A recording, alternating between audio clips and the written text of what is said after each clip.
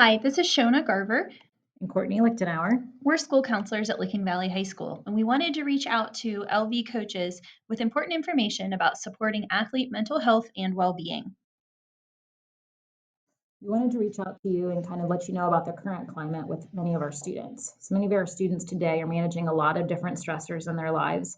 And as a result, some of these student athletes that you work with are going to maybe exhibit some signs and symptoms of mental health concerns and even possibly be at risk of self harm or suicide.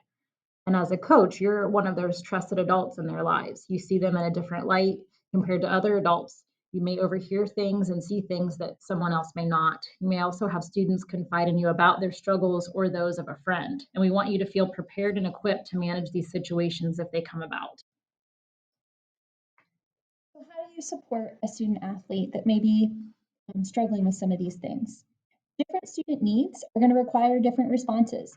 One thing that we want to encourage you to do is trust your gut.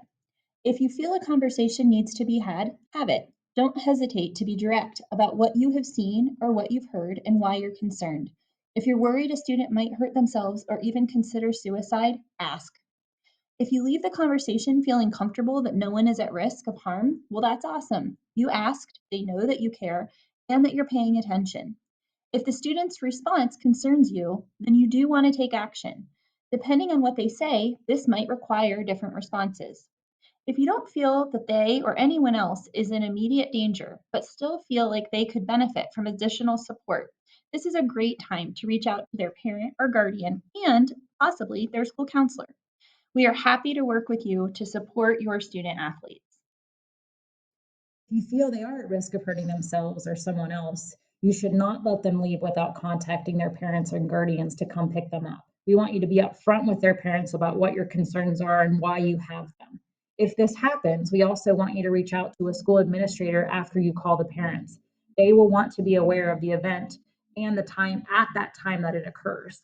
There are also some local resources. So 211 has a 24-hour kids crisis response team that can send mental health professionals to meet up with a student and their parents, and they can complete a risk assessment if that's needed. They can also help you report to get a hold of parents if you can't. And then parents can also take students to the emergency room for a suicide risk assessment 24 hours a day. We wanted to share with you this resource that's offered by NFHS Learning Center, which we know that you are familiar with from some other trainings you've had. You may not know they offer a free student mental health and suicide prevention training for coaches. So the link is here, and we'll make sure that that is shared with you in the email. We also wanted to provide some contact information for us. You can reach us by phone or email. Typically, email is much quicker.